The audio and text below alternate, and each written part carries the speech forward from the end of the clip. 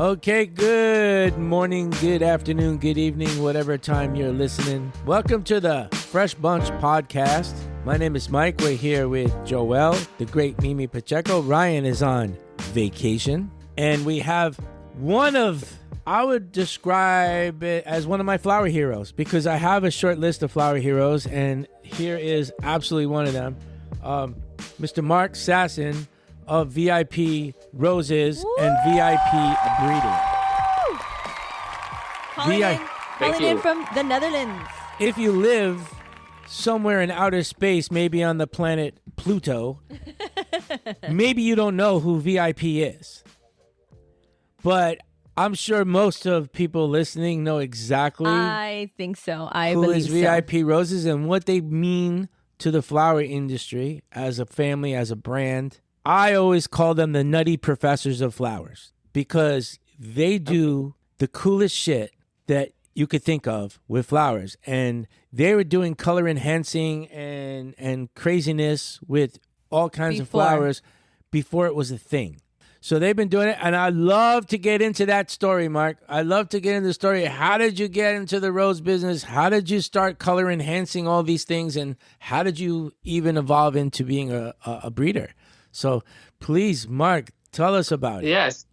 Maybe you can see the picture behind me. Beautiful picture. There's a picture of my parents, and they started growing carnations in the 60s. And yeah, I'm a son of a grower family. So for me, it was my destination, I think, to become a grower. But when I was a teenager and 12 years old, I didn't want to be a grower. I want to work on the slaughterhouse. We had a butchery in the village, and I was always helping in there. But when it was busy, they called me in, and all my brothers and my sister had to help in the greenery, in the greenhouse. So, and they started with carnations in the 60s. And later on, I think 10 years later, they started roses at the same Paradijsweg, the Paradise Road in Ter Aar. And later on, we had about 10,000 square meters, 1 acre. And then we moved to another location, a bigger location, and to grow roses also. But then the tragedy happened because he went ill and passed away when he was 43. Wow! So we had a young family with 2 brothers and 1 sister. I was 15 years old. My brothers were a few years younger than me. So my mother had to continue the greenhouse. So, and the greenhouse was early built, so it was a few years old. We had a lot of debt. So it was a big step for my mother to step in. But we made it through it. So, and now we have VIP Roses. Wow. And the story is more that I'm not a real grower. And that helped me later on with all kinds of other stuff that we do. But in the beginning, I didn't interest me so much for growing. I was always busy with other stuff in the greenhouse. So that's a bit of the story of my life. And go ahead. How many brothers and sisters? You have Ed and Jeroen. Uh-huh. When I was 15 years old, when my father died, I was still on school. And when I was 19, I came out of school and went into the company. Wow. And my brother was also working in the company because he didn't know what he wanted to be later on. But he never left. So in a few years later, he said, I also want to be in the company. So then we started together with my brother and bought another greenhouse in Nieuwegein. And now I'm together in the business with my brother. a few years ago, my youngest brother, Jeroen, he was a flower buyer from Van der Plas, a big export company in Rijnsburg. And he is also in the company now, and he's doing the sales. My sister was never in the company. She was a chef in a restaurant and still do some soup making every Friday for friends and family. Nice. Yeah. I was always fascinated with them. When were you introduced to VIP? Oh man, I knew of them, I don't know, maybe for the first time, maybe like 15 years ago or so. And didn't know them personally, but you would go to the auction and you would see their products and you would see their branding. And I would always say, these guys got something going on. These guys know. Well, because they weren't something. traditional growers. They seem to understand more, right? Like, or see things in a different light, I think. They are. Yes, still the brand VIP is overgrown us because we were all always the same, small company, but everybody nowadays they're looking at VIP as a great brand, and I'm very proud of that, of course. But it just happened. And some people think we are a very, very big company, but we are still a small company. Small. We have about 50 employees, so it's not very small, but it's not so big as some people think. Maybe small, but with a big impact. A big image. Yeah. And the brand recognition, it's kind of like us, the same. I was just thinking that. It's kind of like us. But I just like, for me, when you see what they were creating, not only that, but they're like, I feel like they have a really good eye for trends, and they could see like what colors and what shapes and what is going to be demanded later on.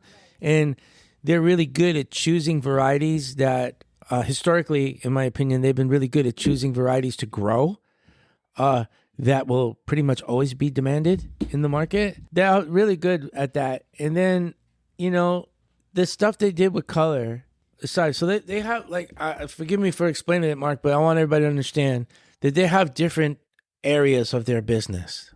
One area is they are growers and producers of really cool variety of roses. Natural. Mm-hmm.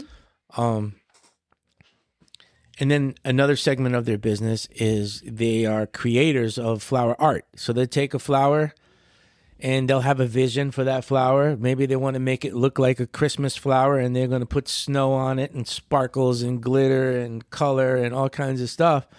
And in certain countries, that's really, really popular, really, really demanded. And I've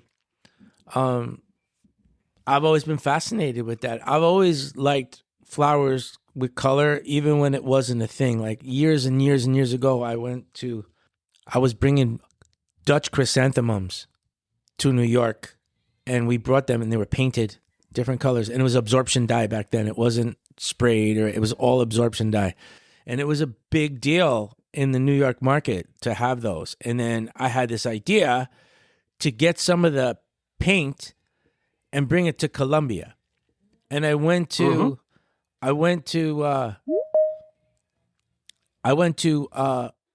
Flores de Oriente, the Patiños family. And I said, hey, let's try to make some of these pom-poms white. Let's try to make them blue and pink and these, really cool with absorption. colors. With absorption dye. Yeah. Mm-hmm. And it actually worked. And we started to bring it to New York, and then it became a really big thing. And then every farm started doing it. And then as the years evolved, following the Dutch's lead, because the Dutch were the first ones to do the airbrushing. Yeah. They're the first ones to paint it with an airbrush instead of the absorption dye, which eliminated so much of the process. And it also made it so the foliage doesn't die. And you can be more precise with the colors. Yes. So, but now in South America, everyone does that like that. But back then, it wasn't a thing. And supermarkets, if you went to sell it to supermarkets, they'll either say, oh, that's hideous, I don't want it, or that's great, I'll take it. There's nobody in the middle. It's either they hated it or they loved it. On your website, you say it's not for everybody, but Yeah. but there is a market for it. And I personally think that you're not with the trend. I think VIP is ahead of the trend. Yeah. I think you create that trend, because I remember my first time was when I saw those color enhanced tulips from VIP. I remember like seeing it everywhere after. Like that was it. Like I mean, and I think you guys created that need and that audience, you know? There's nobody who can do the color enhanced No. like with all types of flowers like No. them. No. There's not. And I'm not even just saying that because Marc's in the room. I've said this before, but like No, but it's impressive. They do stuff that can't be sent to the US. Like we don't see it. What? Like what? Chrysanthemums for one. Well, yeah. They do all kinds of the football mum ones. They do the cremone ones. They do the spray ones. They do all that. I saw anthuriums the other day. Anthuriums, yes. Yeah, I saw anthuriums the other day, and I'm a huge fan of the VIP social and what you guys do. So what people really what they share with the VIPs, like the creations that people can create, are really fun. Yeah. What does the brand VIP stand for? Is it for very important people? Yeah, there was a time that we had a web shop to private individuals, and we were selling the roses on a website. I think it was 15 years ago, 20 years ago, and we were selling the painted roses in a box directly to the customer, and we want to name that. We didn't want to give it the name of the greenhouse. So my wife said, yeah, maybe VIP roses, because we also had a few celebrities from Holland. Oh. And it was Gordon. It was a singer, and we named it the Glitter Glamour Gordon, because he also had a TV show. And so the name VIP just came up. And a friend of mine, yeah, it worked. But it's just coincidence. It happens. Because if you want to make a brand, it's very difficult. But sometimes it happens, and it happens with us. And sometimes I don't understand, because we do everything in the VIP roses now. Also tulips with VIP roses brand on it. Elex, doesn't matter. Nobody asks that they aren't roses. Nobody asks, because Right. And then you know it's a brand, and it doesn't matter what's in it. It's recognizable for everybody, and that's very nice to see.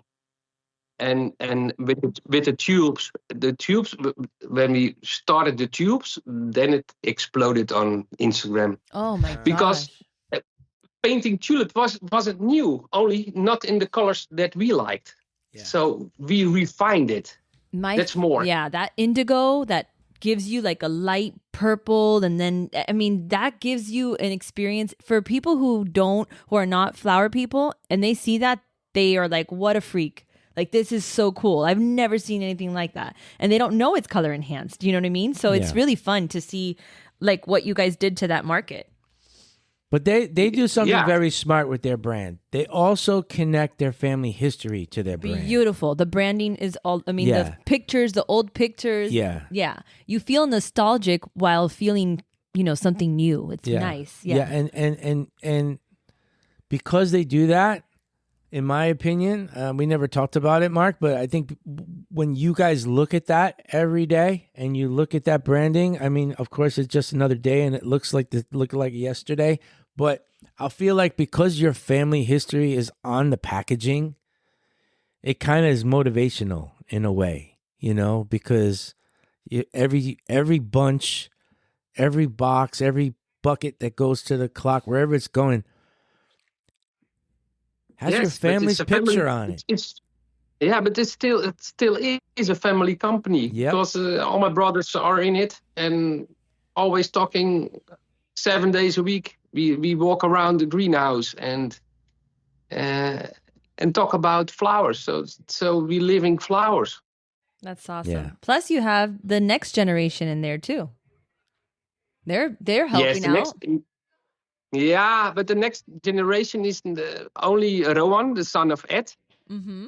He's the breeder, and he's the only one in the flowers.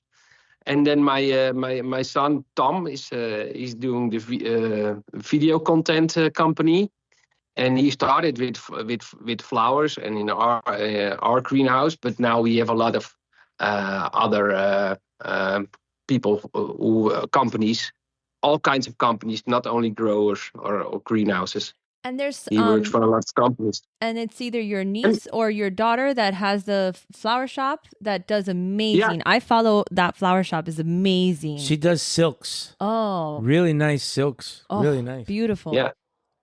They are still in a search. In the beginning, they want to be a kind of wholesale company close to us, so florists could sell them directly from them. But that didn't go very well. Also with private consumers, it's very difficult. And then they went to the silk flowers. But does she ever influence like the colors that you guys pick? I mean, having a designer or having Tom and Rowan like in it and seeing like what's popular out there. Like I said, you guys are ahead of the trend. I feel like that has to play on there. Yeah. Yeah, they have the background because we are growers. They grew up between the flowers. Yeah. So, and also with a little bit education, they went to a floral design school also. Nice. And now the silk flowers are very trending, especially to bigger companies like showrooms for automobile companies, that kind of stuff. Yeah, and that's very nice to see. The items become bigger and bigger. They are specialized in making trees now, blossom trees. Nice. So they make them by hand. So it's just very nice to see how they develop. That's very nice to see. And I hope it grows a little bit more, but we see. Yeah. And otherwise, that they found something else because they are also. They have the blood of the company blood. Company blood. That's right. I like that. So I really reached out because you just came back from the farm with Mike. You went down, right? Yeah. How did that go? Yeah, 2 whole days. It's the second time. That's the second time. Second time. Yeah, second time. Yeah. They're worse than I am, though. They come for 1 day. Oh, wow. Or 2 days. They fly from Holland. They stay 1 or 2 days, and they fly right back. Ah, that's crazy. They did that twice. But yeah. It was again a very nice trip, and to see the farm of Mike and Jetter's flowers and all the people again was great because I like his greenhouse. I like the people. I like the way he organized it. I like the way he talked with his employees or his family also. So and maybe that's recognizable for me because we are also a family business. It's family business. And when you do business with family, it's always nicer. Yeah. And that was very nice to see. Here's a quick message from Juani that she knew that we were doing this podcast today. Hold on. As a flower grower, few things inspire me more than seeing varieties created by VIP Roses come to life at Jet Fresh Flower Growers. VIP is a house of innovation and passion, widely recognized across the industry, and having this opportunity to cultivate their genetics in Ecuadorian soil, where we know quality reaches its highest expression, is a privilege that fills me with pride. I am truly excited for what this means for our clients. Access to exceptional varieties, elevated even further by the standards of excellence that define our farm. And equally, I'm energized by this collaboration and what will continue to build for us in the future. More beauty, more value, and greater development for the entire floricultural chain. So wow, yeah, Juanita for president. Yeah, wow. She's inspired, but it's because we have several of the VIPs, the natural, right? But it didn't start there. Where it started was in 2017 when we bought the farm. Mm-hmm. I go to Holland every year, and at that time I was buying from Market Easy Flower every holiday, I would force the sales team here to sell the VIP Choco wax roses. I would I'm bringing 50 boxes, and I don't care what you do, we're going to sell them. Right. And Marc's Easy Flower is like the neighbor of VIP. So once I did that, Marc said, "Would you like to go meet them?" And I'm like, "Yeah." And Marc took us to meet Marc Sassen and his brother, and I got a tour, and I was just fascinated by it. And then when we bought the farm, I started thinking, it's like, man, what if? Because from Holland to the U.S., it's very expensive. Yeah. And it's it's not just the cost of the flowers and the process, it's also the cargo, and now there's tariff. Right. So the prices, they're just high. And it's not high because it's high compared to a standard rose, not because it's high because it's like in the same price of a preserved rose. It's in Right. that same price range. So I started having the thought of well, what if we could do something with VIP in Ecuador and produce those Chocos. chocos. So I asked Marc, and he goes, no. No. And No. then the next year it was no. No. The next year is no. And then just after a while, it's like this. He was persistent. Let's think about it. And I told Mike, Mike, you can make chocolate roses because it's not protected. Everybody can make whatever they want. And so I told him, I have no problems when you do it. But then he said, no, when I want to do it, I'm going to do it. I do it with your brand and with your permission. Yeah. Otherwise, we don't. Yeah. But Mike's always I had remember that. that very Yeah. well. Mike called me when I was working at Chrysler and said, "Hey, what is this? Why don't you have your brand on this? This is not, you have to protect the brand." So Mike is a marketer for sure. So he understands the branding. Yeah. The power of the brand. And I believe it too. I mean, we've built that here now. VIP is, everybody knows you're going to buy the VIP, you got to call JetFresh. Yeah. But then we made an agreement, and we brought all the equipment to Ecuador. We brought sea containers of all the stuff that we needed, and we started the process, and nothing went right. Everything went wrong. Everything went wrong. Everything went wrong. But can you imagine if you didn't have the guidance of the Sassens? No, I you would. know what I mean? I would not have even made that leap without that, because I think that is such a big part of it. Yeah. I feel like, look, there's 3 or 4 companies that do wax roses that I know about in Holland, but nobody knows who they are. Yeah.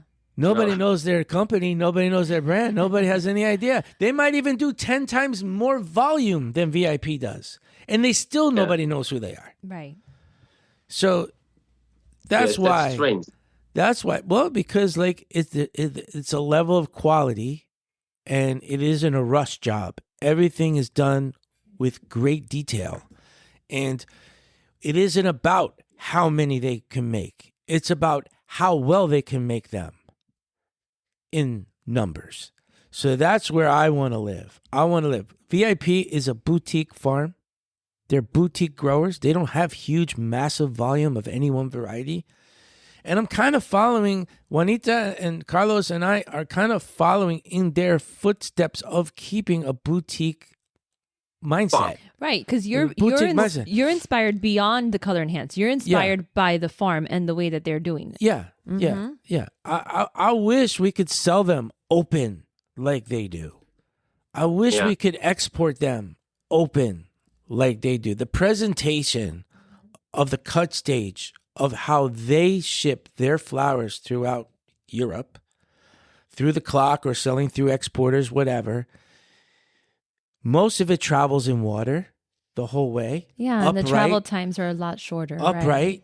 and they have a really amazing cut stage, ready to use cut stage. So you don't need to wait. It's got the consumer experience ready. It's ready to go. It's ready to go. And it also, because of the cut stage that they produce, and the varieties that they choose, they command a top dollar to get good money for their flowers. And it's more consistent, right, Mark? Because you know exactly, like you take away from the guessing a little bit of when you have to cut, because you see them better. It's not like you're just cutting when they're already closed. Yeah. And I still want them to be more open, but there's a limitation about that because they damage in transport. So it's always the search for how open you can get the flowers, but that's my dream to make it more open for events and that kind of stuff. Because when you let them bloom on the crop, they are so much stronger than when you cut them raw. And you have to wait to get them open. Nowadays, you see all kinds of tricks to make them open or unfold them or whatever they do with them. Spinning them. But it's good for the flower to not be forced open like that. It's good to be cut at a good stage and then hydrated right away and put in a cold room and then transported in water all the way to its destination. I thought it would, in my mind, I would have thought the opposite. Like, it's already fully developed. Is it gonna, but you're right. Like the transit time, the not leaving water at any time, you know? It's different. Yeah, it's different. But anyway, going back to the Choco Rose process in Ecuador, it was not good. We had electricity problems. I sent the bad equipment because we use equipment, and I want to be sure that when you have equipment, it was better. So I sent you new materials to make it better, but it didn't work. That was a big mistake. It took us months to figure out. It was because of the electricity problems that we were having in Ecuador, because they were turning off the power for like 8 hours a day. I remember that was during that time. And we were running on generator power, and the generator power was up and down. Like it wasn't giving a steady. Yeah, fluctuating. So the heating elements that melts the wax was not staying at the temperature that it needs to stay at.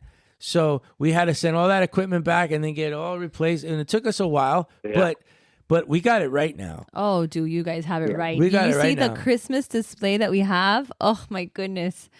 I mean, it looks so nice. It's perfect now. The last time, our last visit, we went in the chocolate factory, and it looks beautiful. And I also put some pictures in my Instagram. And yesterday, somebody want to buy exactly the same that you made, but we don't make. We doesn't make everything the same. So I liked it. I like the question because then you're not on the right way, I think. Yeah. So that's where it started, and then, like. A year later, they started talking to me and Juanita about that they're doing some breeding of their own. It was like a little hobby side thing that they started to do. And the conversation came up, well, we should test some in Ecuador and see if they work. And we've been doing that for about a year and a half now. They've been testing about a year. How long, Mark? About Yeah, because it started at the show. Yeah. And so now, we have, they came like 3 weeks ago. Was it 3 weeks ago? 4 weeks ago? They came. I met them at the farm, and we all went together to look at how the varieties are doing, and we showed them the new spaces that we're going to be producing, because there isn't enough material, because they're so boutique. There isn't a lot of material that they can export and bring us to Ecuador. So we kind of like have to make our own. So it's going to take a while, but they feel that because we're using the material that's produced in Ecuador to make new plants out of the ones that we have, it will be stronger and better. So we're in that process right now. And they came down to check the varieties that actually we think work. Well, you guys have some great varieties. Testing. Yeah, it's all about testing. Also, the first test you get from us, the budwood you get a few years ago, it was also wrong because it was too long in the fridge and it was almost rotten. So only a few eyes survived. So the test was also not perfect. But now we are a little bit further, and you created your own budwood from the test and planted it in your new greenhouse. Yeah, it was fantastic how they grow. You see an underlying like thing here is that Mike and you guys together don't give up, and you admit what's wrong. And you make it better. Yeah. You just make it better. And I think that's why the Mad Scientist or the Nutty Professors of Flowers is the perfect title for you guys, because this is like a make it work situation. What works there? How are we going to make it perfect? And I think that's one of the things that I admire about this collaboration, because I see Mike's passion. I had the pleasure of meeting Mark and Ed and Rowan and Tom, and seeing that passion and the similarities, like Ryan standing next to Tom, which is funny because they were singing and joking around, but that vibe, it just feels the same. It's a right merge, you know? And I think that's why, because you admit and try and keep going. This is what the professors are doing, you know? You guys are mastering it. And I love that. Like, as somebody from the outside watching it, you're like, this is how you get the perfect product, you know? So, but what are the varieties that we're testing? I know my favorite one is their Gossip Girl. The Gossip Girl, we have the Rebellion Sweet. We have the Villa Lila, which I think is my favorite. And the Villa Fariola. I guess they're doing like a Villa line. An Italian line? Villa. A Villa line, yeah. We want to be recognizable in the market, so we... Yeah, first we want to call it all VIP and then VIP with a second name. But no, it didn't sound very well, I think. So we came with the Villa line. A villa is you know what a villa is? It's an outside house, a big house. So and we want to get the outside feeling, the garden feeling in our rose types. So it said, now when we started with Villa, and we put another name in it, then it's recognizable in the market. So that's a kind of marketing trick. I hope it will work out. And now we're testing 4 of them in Ecuador. And I'm very... the last time I was there, they were growing like crazy. So, and now we have to find out if they good enough to grow some more. So... Mark, and how was it? I'm very excited about it. How's the new farm? Because I haven't been yet. How's the new land? Yeah, it's the new greenhouse. It's fresh land. So, and back in the old days, my father bought also fresh cow land. It's the same as Mike. And the first time you plant roses on fresh ground, yeah, it's incredible how it grows because the land is fresh. And with the new greenhouse and with the new water basin, yeah, it looks very, very impressive. Yeah, I can't wait to very see nice. A lot of light. Mark, the roads need a little work, though. I saw a video of that. No. I saw a video of Mike driving. That was funny. It was so muddy. We got stuck on the road. The car got stuck. Amelia was driving and she was panicking. Yeah. And like 100 cows were coming our way. Oh. Not just cows, but like these were like cows the size of elephants. Yeah. The biggest we cows. were stranded in the mud. Oh, that's stranded funny. in the mud. But we survived, yes. But we had a beautiful lunch that day at the hacienda. They have like a covered place to have like an outdoor yeah style. like a villa. Yeah, it was really nice. And Juanita had Mercedes' son who does the cooking at the farm. He's studying to be a chef. Really? And he did some gourmet stuff for us. Yeah. Wow. Yeah, it was cool. And you guys must have liked that because you guys are foodies. Yes, of course. Yeah. It was perfect. It was perfect. The weather was good, and it was a nice place, a nice company. So it was great. So it was a great trip. If you would ask me if I ever thought this would be possible, I was like, there's no way that it would be possible. But I think because we have a like-minded ideas, and we also appreciate the boutique kind of style of doing business instead of, growing millions of stems, just, growing a reasonable amount, the controllable amount. I think that will really help build what we've already laid as the foundation in our relationship, because Marc said it really well. I don't remember exact words, but basically, we can have all the contracts in the world. At the end of the day, it's a handshake between him and us, and that needs to be respected. know? Well, you respect his brand, and he's Yeah. respecting yours. So Yeah. it's. I think it's going to be. I think it's a partnership made in heaven. I can't wait. Yeah, I can't wait. I really am excited about it. And I think it's important to also put out there that your positive mindset and putting things out in the world and saying, I'm going to go for it. Like, these were your heroes. These were, this was a big risk at going and asking. And also him saying no several times and you continuously asking. That's something that our listeners, I would like to say, like positivity and putting yourself, Joelle and I were speaking about that this week. Like, now that we're going into a new year, guys, you got to put out your stuff. If you want to take that challenge and make it reality, because look, you didn't know where you would be, like having lunch on your farm with the Sassens. Never. Creating the VIPs with Juanita, all of your designs. Juanita's so excited. She's like all on top of everything. Carlos is so excited. Ruben, the engineer, he himself is like so proud. Well, yeah. It's shit, Mike. They're not everywhere. Yeah, no.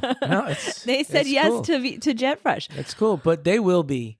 Yeah. In the next few years, they will be. Yeah. In different farms, and they will be. That's good. Licensing other farms to produce some of their bred varieties responsibly. One thing that I know for sure, as breeders, they're not going to allow. And Marc, please correct me if I'm saying anything wrong. They're not going to permit anybody to create a situation in the market where they're severely devaluating the brand. It's not going to be permitted. Right.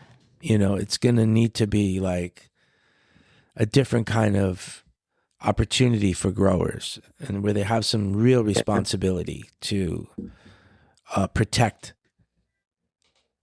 the market and the price. There'll be no dumping. Yes, we want to bring something special, and when it's not good enough, we don't want to be grown by others. So, because we are not living from our breeding, it's costing a lot of money still, but it doesn't matter because it's the beginning of something, and we love it.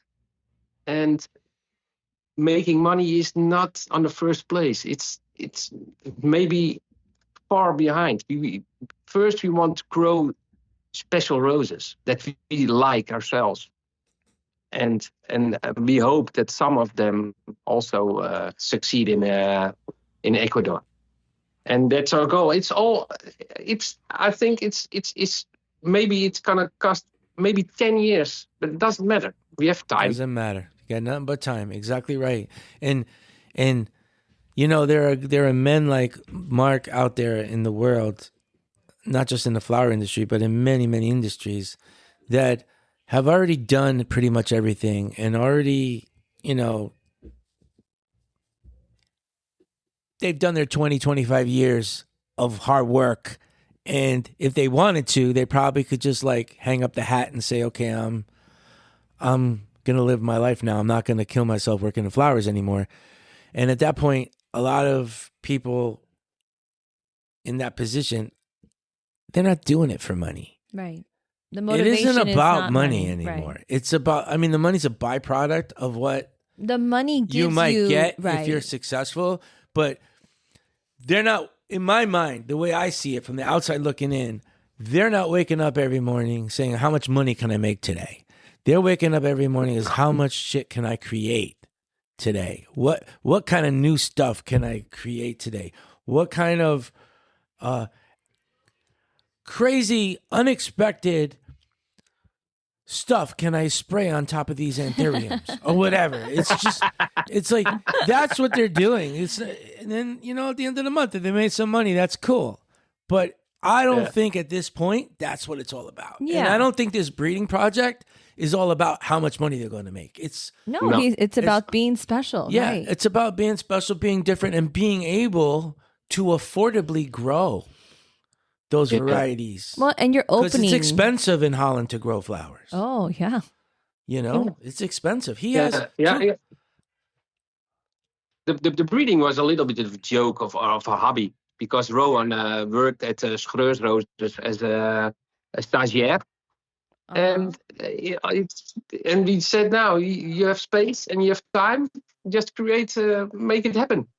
And so we started, and it was also because in the beginning we grew roses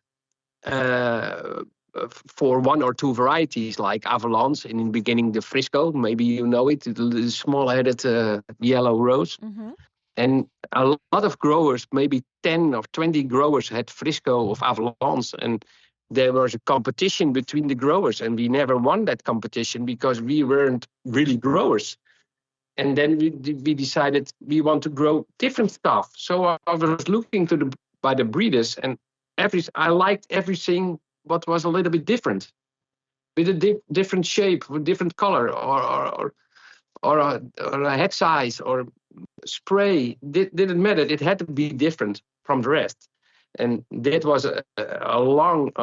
It took a long, I think, 15 years before we had the greenhouse full of different varieties. But then my colleagues also, and German growers also started in that same category, and we are copied all the time. And so I was sick and tired of all the copying, and it was a nice surprise to become a breeder ourselves, because now we could breed our own varieties, Right. and never have to be afraid to be copied again. So that's why I like it so much, because you can create something of your own. And if they want to copy it, they have to pay for it. So You should see how now I'm in excited. charge. Mark, you should see how excited Rowan was when he was seeing the roses growing. I can imagine. He was. Can you imagine being that smiling. young age, and having that passion? You like could that? see it. Yeah. You could see it. Like he just wanted to see everything. He's checking everything. Yeah, it was cool. That's amazing. Yeah. I love that. Yeah. I really I appreciated his passion as a young guy, because a lot of, you don't really always see that. Yeah. That's awesome. Yeah, I love to see it also, because it's a very strange job, the breeding, because he's now he picked up his seeds for next year. He did it in November after the show, and now they are waiting to be planted, and only 30 or 40% of all the seeds will make it to a plant, because the other ones dies. So it's always excited, and every year he had more seeds, and the first flush of the last season seeds are growing. The selection of that, we see them in the spring again. So it's always waiting. You as a breeder, you're always waiting. So you have to be patient. And that's with all the breeding companies also. It's only waiting. You guys have your work cut out for you in the marketing department, because in 2024, we did this show in Ecuador, and we had a pretty big spot. And one of the things that was a feature was the introduction of the VIP Choco Roses. Mm-hmm. And now this year, on 2026 at the show in Holland, we're going to introduce the VIP varieties grown in Ecuador. Can't wait. We already had our first meetings, so we're getting there. It's going to be cool. Very exciting. Okay, yes. Uh-huh. Do you have a nice place? Yes, we got a great spot this year. Yeah. Okay, but it's always a big deal because when I was there, everybody is waiting for his spot for the Yes, for his. Emmy and Melissa sent us. We got a great spot, so we're really excited. We're It's like a lottery. Yeah. Like, you don't never know what spot you're going to get. And then from what I understand, there's people like behind the scenes trade with each other. yeah, because it's like Yeah. But yeah, I'm really excited. We're gonna really go big this year, like every year. Yes. Sorry, Mike. No, it's cool. It's cool. Very cool. I'm excited. Yeah. Can't wait. So I hope. Yes, I can't wait to see the flowers from the new greenhouse. Well, me and my They wife look- are going on Monday. We're going down on Monday because on Papa Noel. on Wednesday Papa Noel? is the holiday celebration party at the farm where everyone brings their families, the children. Everybody comes to the farm, and me and my wife are Mama and Papa Noel. Every year. It's a tradition, eh? Yes, we've been doing it now for 7. This will be our 8th time, I think, doing it, which is cool. Okay. Yeah, and we're authentic. We're gringos, so it's the real deal. Yeah. Yeah, but you're a skinny Santa now. Yeah, Yeah. A skinny You're not a- Papa Noel. we got the pillows. Yeah, you do need to have the kids need to be able to hug you and have that little the cushion. No. I would say like 100 kids sit on our lap. Wow. Yeah, That's so nice. It's a lot. Your arms get tired from picking them up. So like we call them the elfos. The elves? Everybody else dresses like elves. Like everybody on the buying team and the management team of the farm. I really want to go one year. Yeah, that's really nice. That's amazing what you guys do. That's fun. It's one thing I like. I like doing that. That's for sure. And it's not work for me. No, of course not. See those kids' faces, man. It's so cool. Some of them are scared, like they cry. Of course. Oh my, and then you feel bad that you made the kid cry. Kids are scared of Santa. It's funny. Yeah. Yeah, they come like with a face, and then you see their face like slowly changing to the cry face. And like, no, don't cry. And then by the time you say don't cry, they're already screaming. And the mom forcibly puts them on your lap anyway because the mom has to have the picture. Well, Santa Claus already came, right, Mark? Yeah, Santa Claus. Yeah, I don't think it's a tradition in the States. No, but or in Ecuador. I do give my kids. I put their shoes out and I try to get them their chocolate letter, the name, and Oh yes. and Yeah, what's yes, the ginger cinnamon cookie that you guys specula? I can't say it. I can't say anything in Dutch. Speculas? That's the Speculas? best. Yes, I always, whenever anybody goes over, I tell them to get me some during that time. Mark, maybe you don't know, but Mimi's very Dutch. She worked for Chrysler for 20 years. So like 15 years. Okay. Yeah, but I love the Dutch culture. I love the traditions, and I think it's a very fun culture. Yeah. Now, Santa Claus was a little bit bigger than Christmas, but now it's a little bit changing. But when you have little kids, then Santa Claus is still a very big and nice event, especially for the kids. They believe in it. They believe in Santa Claus. I'm so sad. My kids are old enough now. They don't believe in Santa. They're like, Mom, we know it's you.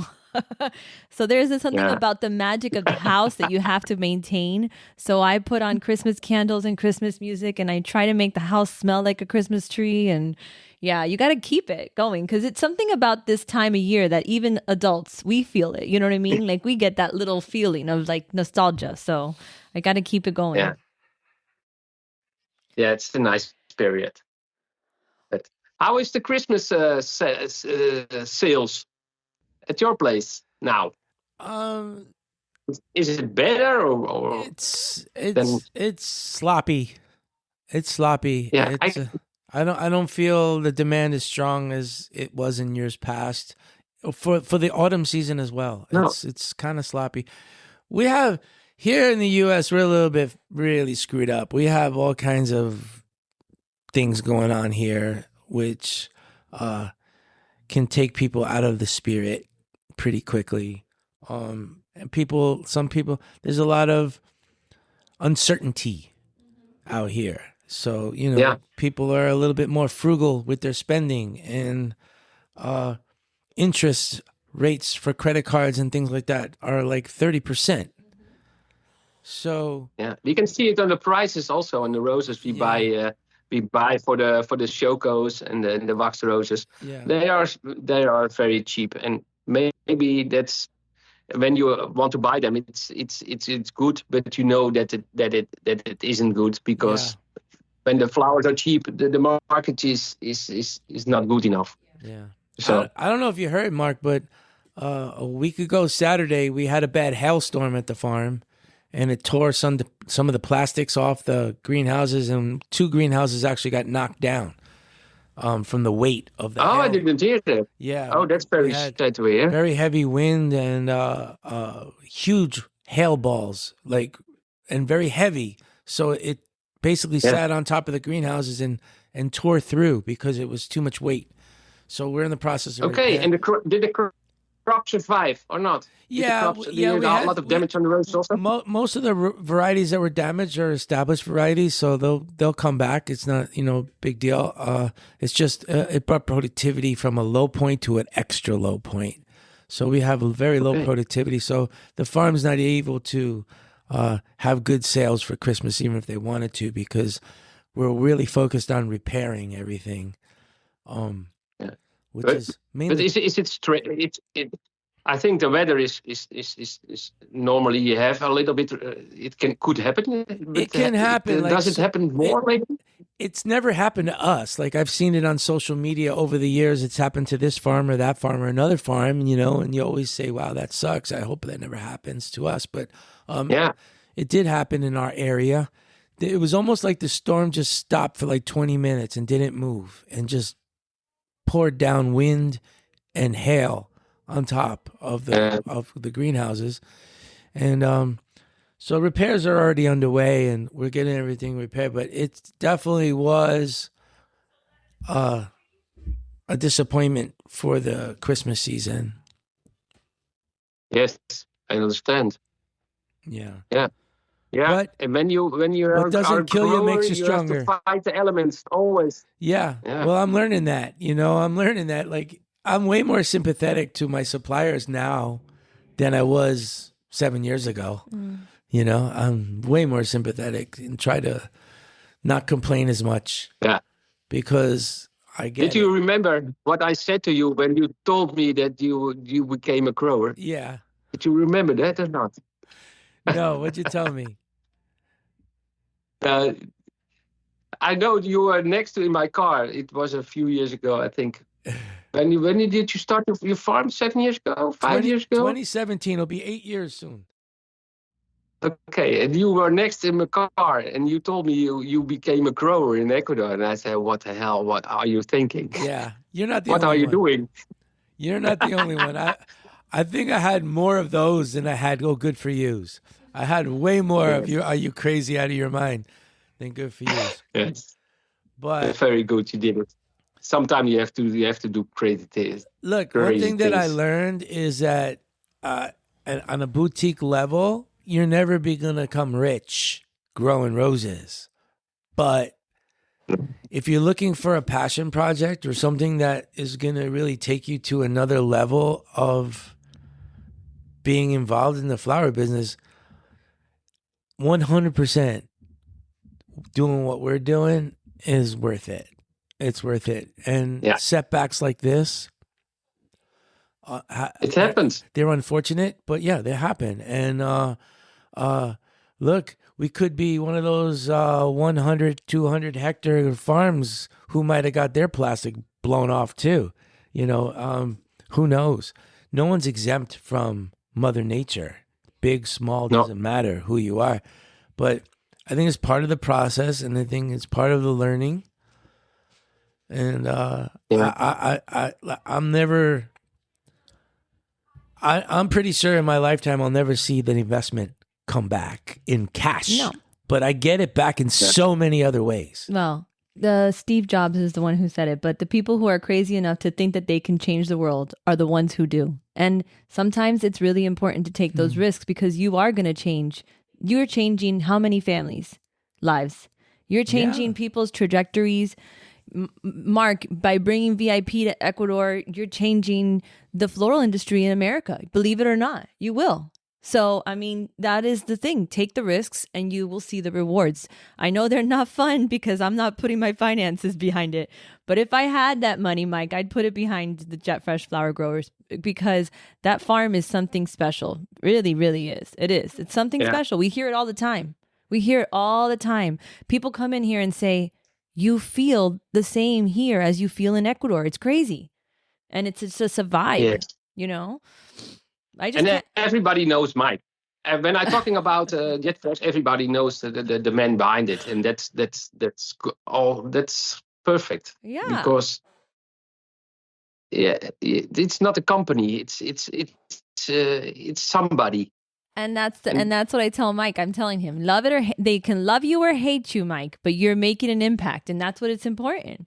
And I think that, you know, putting yourself out there, putting what you believe in. And this is the same for the Sassens, like putting that love for the flowers out there. It has to be reciprocated back in positivity. It has to. Like, there's no other way to put it. I don't want to sound like, you know, the guru here or anything, but it's true. Like, you're going to feel it back. And you see it in Gossip Girl. You see it in Gossip Girl. Well, I will tell you that Juanita was never a grower. Carlos was never a grower. Now they are. The ones they are that, respected. Because go in with passion, right? Like you learn. They love what they're doing and they put everything they have into it. And we sitting here in Miami can't take much of the credit. They are the ones that get the credit. They are the ones 1,000% who take the ideas and they take it to another level. They're the ones who say, hey, I want to, you know, let's do this VIP project with wax roses. Like, we'll need a building for it. So we'll have to build a different building and move everything. It's not a building, it's a chocolate factory. Now it's a chocolate factory. But it was our bodega at one point. We had to build a new bodega so we could take that building over. And they're the ones who took care of they do all that stuff and they have the vision. Yeah. They have the vision. So I think it's the whole collaboration. I think it takes the people on the ground on the everyday. It takes us here in Miami and it takes our partners like Mark over there to make it all be the perfect recipe, you know? And we're very fortunate to have these people around us, for sure. Well, before we cut this off, I have to ask the questions. Ryan's not here today, so you want to ask the questions, Joel? Yeah, I'll try. Okay. Joel's going to try to take Ryan's questions here. Just answer whatever comes to your mind first, Mark. All right, Mark. What is the best sandwich in your opinion? A sandwich? Yes. I hope you say Ashmiter. Uitsmijter. Yeah, uitsmijter is always good. That's my favorite. I love a hamburger, but without the bread. Ah, you use the lettuce to wrap it? My favorite is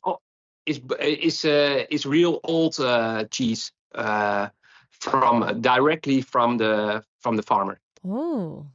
Broodje bruine brood met kaas.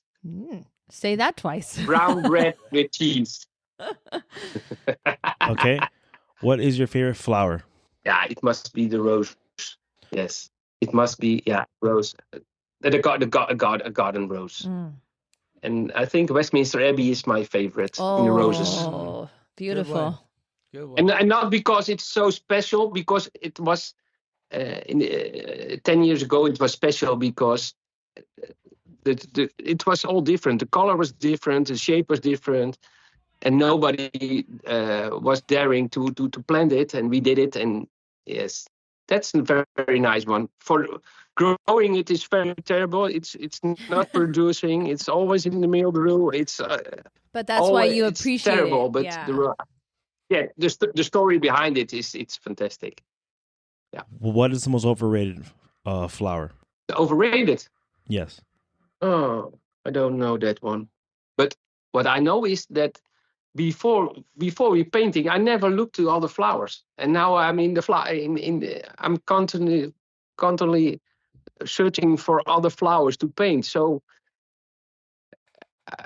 my tulip is becoming one of my favorites also. Oh yeah. Because I never was busy with all other kind of flowers, and now I know that, and with the painting of the tulips and how they grow it. And what would be your favorite color to use now? Like, what's your favorite color to use on any of the flowers that you're testing? It's still the brown colors. Oh yeah. I'm still in love with the brown colors. And those and brownies, those brownie tulips. Oh my gosh. that brownies. Mine is and the double tulips bubble.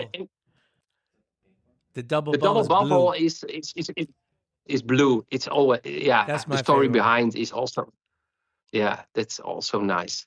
But the brown, to get the perfect brown with the perfect tulip, it's always the search for the right tulips. And thank God, tulip season is starting again, because we had tulip the whole season now, but the quality is less and the head size is less, and the painting is never the Not same. best, But yeah. now the good tulips are coming again, and I find it a very nice and clean product. It's 50. The packaging is also very nice. You can transport it. I'm in love with tulips now. So, what is the most underrated flower? No, you said underrated. Oh, What do you I said overrated. Oh, Underrated. Oh, underrated. Yeah, no, underrated flowers from I think tulips. But also the carnations. I love carnations also. most popular answer. Yeah. But but I don't know about the question. And I don't know really. But I think it's tulips. Tulips must be more popular. But they already are. So What is the scariest animal? the scariest animal. I don't like spiders. Oh, that we got a couple people who said that one. Yeah. What don't like flowers spiders. would you have in your funeral? More and more people don't want flowers anymore. I in the funeral. know. I don't like that. A lot of Yeah. people do say that. Yeah. But it must be roses and tulips. You're Dutch. Of course, it's got to be tulips. Tulips. What is Brown tulips. What is your go-to way to relax? I think it's going out on Saturday afternoon to a small cafe and drink some beers with family on a big family table, and go home at normal time. But I'm not so outgoing. They call it the huismus. A home buddy? No. And a huismus, I want to be at home. Yeah, that's a With my dog. homebody. We call it a homebody here. Yeah, I'm a homebody. Mm-hmm. Yeah.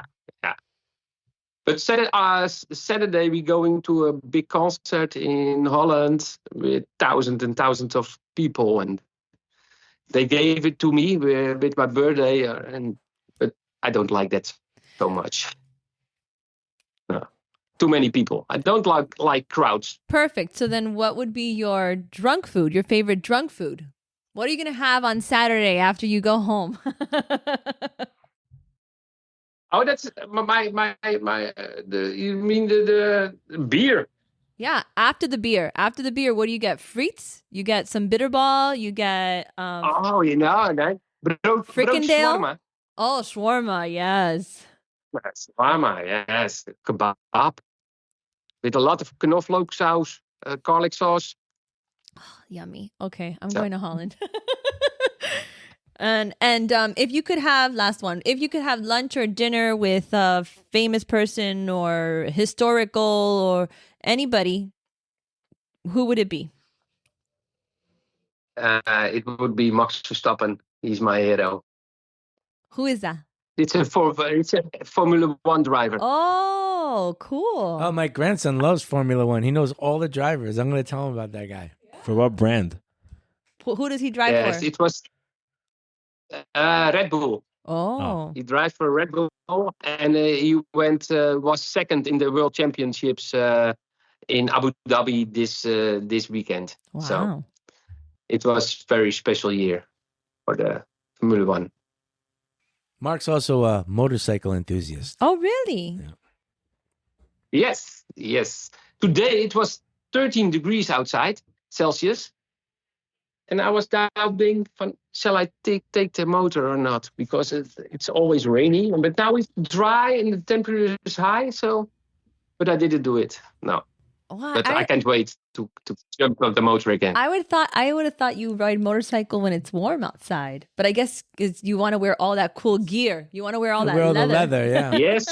The black leather looks good on you. No, the weather, yeah. But it's when it's dry, it's good. Temperature doesn't matter. All right. Again, I want to just thank you for who you are and how you treat us. And I'm very our friendship and our partnership means a lot to us, and I'm very grateful. And I want anybody who is listening, if you're looking or interested in any way to buy VIP products, you really can't buy directly from them. You need to buy it from your Dutch export company. So most of them have web shops, and if you go on the web shop and you just type in VIP, I'm sure a laundry list of products is going to come up for you to order from them. And I do encourage you, especially, in the higher season where it's not as risky for you, to try some of the cool stuff that they produce, especially the colored tulips and roses and all the things that they have to offer. But if anyone wanted to get in touch with VIP directly for whatever reason, what email should they use? Info at viproses.nl. .nl or .com. Okay, so it's .nl. Mm-hmm. Yeah. Info at VIP Roses.nl. But I think .com is also available, and otherwise they can put a mail in via the website. Also, no problem. Yeah, and they have Instagram and all that stuff. Oh yeah, so yeah. They're very. Instagram is also, because you should follow them. I have always questions. Yeah. Definitely. If you have a question, you can contact also via Instagram, because I'm all doing it by myself. So that's the most direct way to contact me. Yeah, they have good contents in there. You definitely should click on them and follow them and enjoy what they put out there. This was a very important one for me. It's a VIP episode. VIP episode, yeah. I'm sorry Ryan wasn't here to... Very important podcast. Yeah, very important podcast. That's right. Yeah, we call it VIP. It's very impressing product. Ooh, Yeah. I like that. That's even good. All right, so this is Mike. I'm here with Joel, Mimi, and the great Marc Sassen of VIP Roses. Thank you for joining us today. I can't wait to see what you do tomorrow.